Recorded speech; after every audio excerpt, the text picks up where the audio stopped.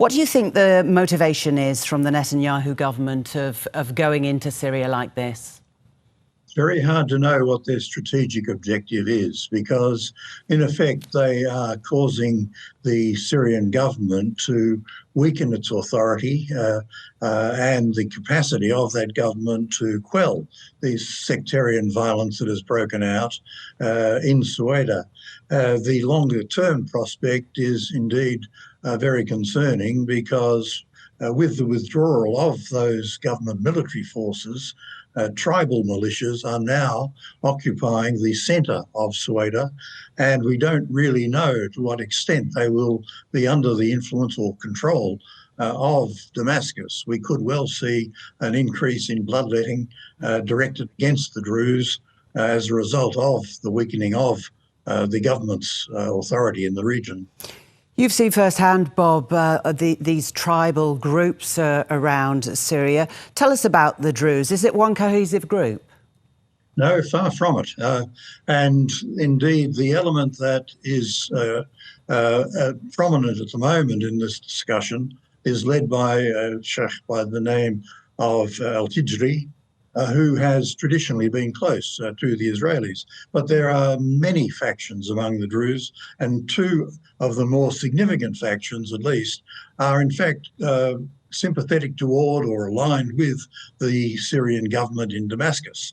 Hijri, for his part, has had close associations with the old Assad regime, with the drug trade, indeed, and there are many scores to be settled on the part of the Bedouin with Hijri's group.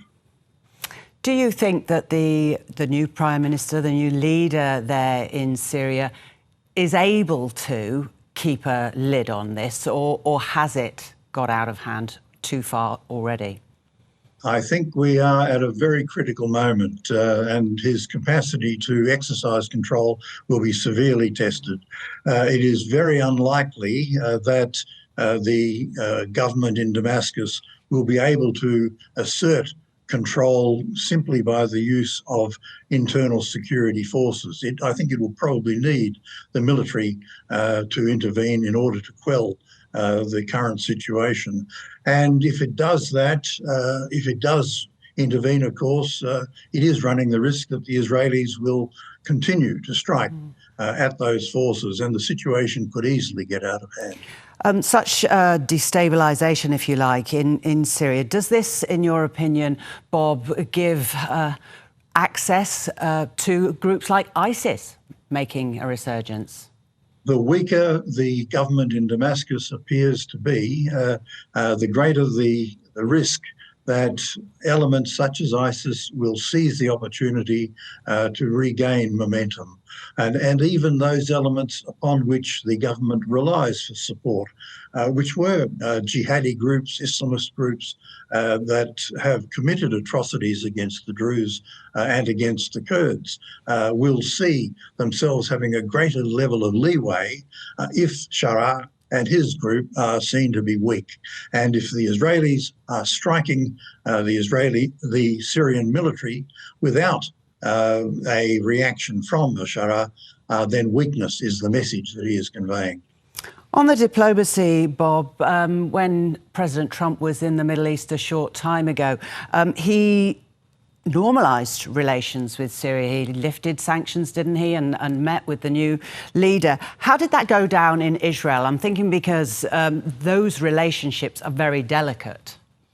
I think in Israel we've seen a sea change in strategic thinking, and that has taken place essentially since the 7th of October.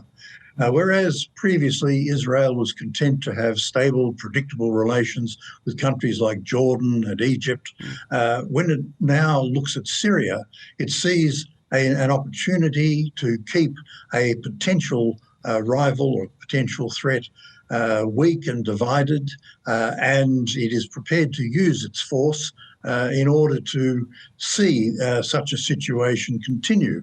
I think it's a very short-sighted strategy. I think in due course, Israel may find that all it has done is given rise to a greater level of instability and the rise of groups that are ideologically determined to attack Israel and inflict damage upon its population. But in the meantime, it does seem that the Americans have very little capacity or will to exercise the leverage that they do possess over Israel to try to prevent Israel further undermining this government, which, as you rightly point out, Trump has decided is worth supporting. It's really difficult to see how this ends. Well, as we often say, it's another bloody day like yesterday.